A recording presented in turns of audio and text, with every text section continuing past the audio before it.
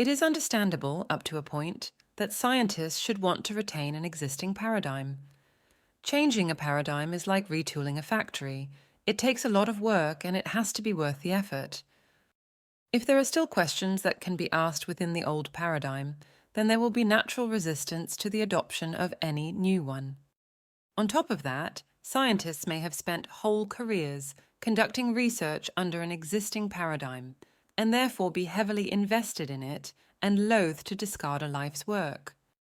But these points notwithstanding, it remains the case that when an overwhelming body of evidence accumulates, all pointing away from a given paradigm and towards a different one, an intellectually honest person must allow him or herself to follow where it leads.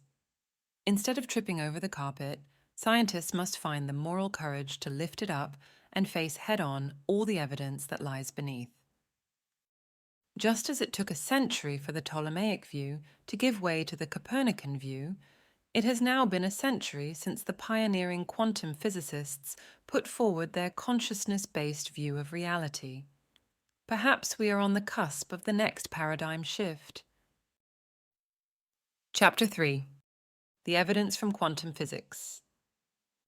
Prior to the 20th century and the advent of quantum theory, physicists understood the universe in terms of classical physics, which was an entirely deterministic view of reality, wherein bits of matter collided with other bits of matter and bounced off each other in mathematically predictable ways. Any future state of the universe could, in principle, be predicted with perfect accuracy. Consciousness, mind, and spirit belonged to separate magisteria, and did not enter into the equations that described particle interactions.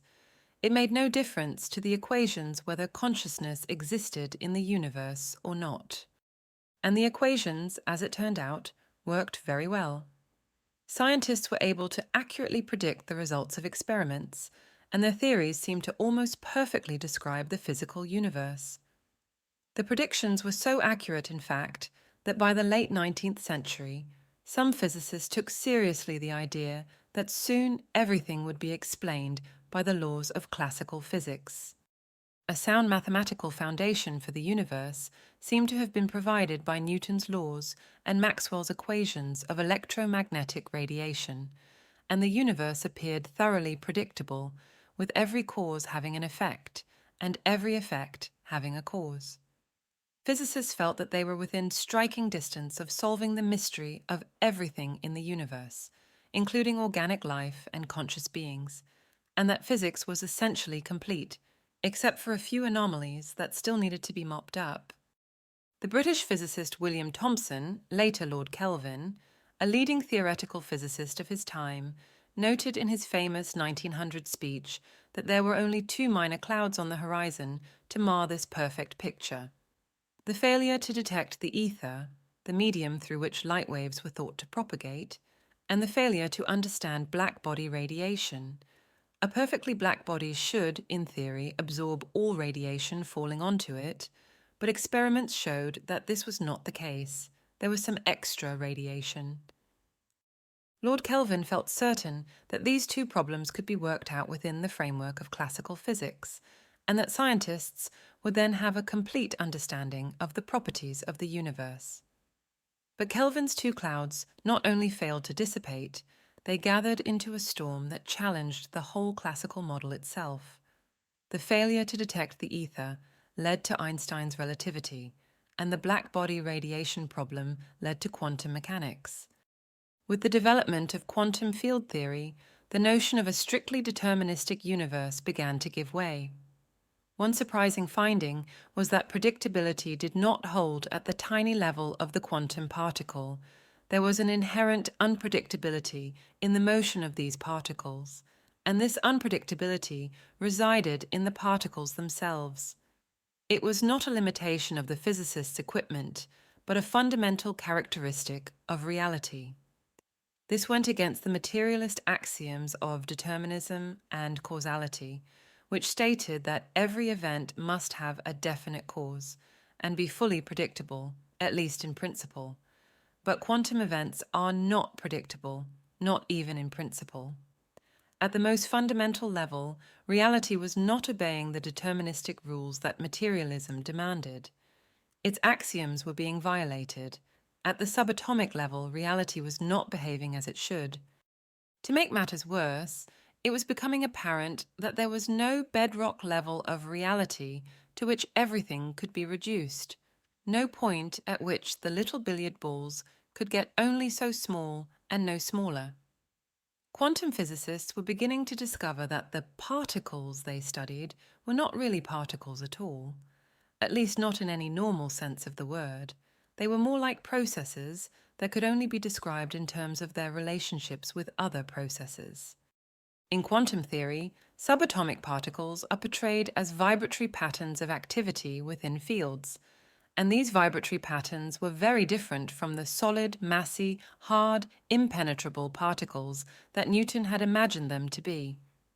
Matter, wrote the philosopher of science Karl Popper, turns out to be highly packed energy, transformable into other forms of energy, and therefore something in the nature of a process, since it can be converted into other processes, such as light and, of course, motion and heat. Thus, one may say that the results of modern physics suggest that we should give up the idea of a substance. The universe now appears to be not a collection of things, but an interacting set of events or processes. An even greater challenge to the classical picture came from the finding that quantum physics appeared to require the involvement of consciousness in the creation of these tiny particles. The physicist Fred Alan Wolf described the situation this way. Classical physics holds that there is a real world out there, acting independently of human consciousness. Consciousness, in this view, is to be constructed from real objects, such as neurons and molecules. It is a byproduct of the material causes which produce the many physical effects observed. Quantum physics indicates that this theory cannot be true. The effects of observation couple or enter into the real world, whether we want them to or not. The choices made by an observer alter, in an unpredictable manner, the real physical events. Consciousness is deeply and inextricably involved in this picture, not a byproduct of materiality. As mentioned, under materialism, consciousness is assumed to arise from matter, but to have no ability to affect matter in its turn. Recall the axiom of locality. In a local universe, unmediated action at a distance is forbidden. There must be either direct physical contact between particles or the involvement of one of the four physical forces, and since consciousness was neither a particle nor a force, it should not have been possible for it to have any effect on the material universe. But it did. Quantum experiments were showing that consciousness played an active role in the universe. This was not welcome news to scientists, not even to the quantum physicists who made the discovery, since they too were materialists. And they did not relish opening the door to Einstein's spooky action at a distance. What, then, persuaded these pioneering physicists to assign an active role to consciousness, when doing so put them in conflict with the rest of the scientific community and threatened the very paradigm that they all took for granted? It was the results of their own experiments that forced their hand, leaving them with no other plausible explanation. And the experiments were very convincing, as we shall see. The consensus picture of reality that emerged among quantum physicists was called the Copenhagen interpretation, or the Standard Model, and it rejected the billiard ball notion of Newtonian mechanics. It stated that the basic elements of matter were not solid things at all. Electrons and other quantum particles could no longer be thought of as objectively existing lumps of solid matter, like little billiard balls. Remarkably, quantum particles cannot even be said to exist physically unless a conscious observer is looking at them. Before being observed, and in between observations, they exist in a kind of ghostly, non-physical, indeterminate fashion within something called a quantum superposition of states, wherein every possible version of each particle exists simultaneously. The physicist Werner Heisenberg put it this way: if we want to describe what happens in an atomic event, we have to realize that the word happens can apply only to the observation, not to the state of affairs between two observations. The reason for this is that a quantum particle cannot be said to have a position or momentum until that property is observed by a measuring device, such as a bubble chamber, and ultimately by a physicist's conscious mind. And this is not due to a technical limitation on the part of the physicist's measuring equipment. It is a fundamental characteristic of the physical universe. In other words, until it has been observed, an electron, or any other subatomic particle, is not real in any definite physical sense, and by extension, neither is the physical universe, since it is composed entirely of such particles. Quantum physics is saying that without conscious observers, matter would not exist physically, but would remain in a non-physical wave-like state, the quantum superposition of states, also called a probability wave.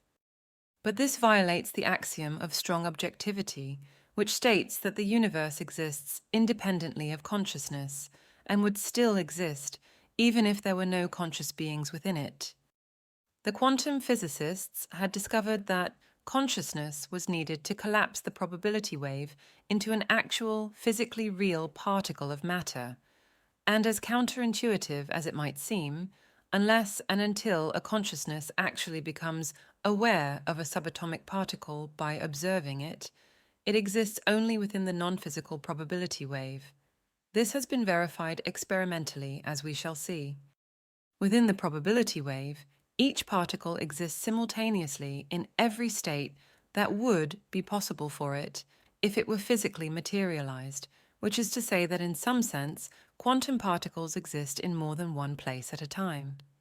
In fact, each particle exists literally everywhere in the universe simultaneously, in a kind of spread-out or wave-like fashion. But amongst those possible positions, some are more likely, more probable, than others to become physically real when an observation is made. Each location has a probability associated with it, which physicists are able to compute and list in a table called the wave function. Every probable reality that can be expressed physically therefore exists as a valid possibility, and all of these exist simultaneously in the quantum superposition of states inside a probability wave. The great physicist Werner Heisenberg termed the state of existence within such a non-physical probability wave potentia, denoting a dimension of reality that lies behind physical reality, in which all possible events exist in potential or latent form. Seth terms this dimension of activity inner or probable reality, and this is the first point of contact between quantum physics and Seth's theory of reality. As physicist John Wheeler noted, if we're ever going to find an element of nature that explains space and time, we surely have to find something that is deeper than space and time, something that itself has no localization in space and time.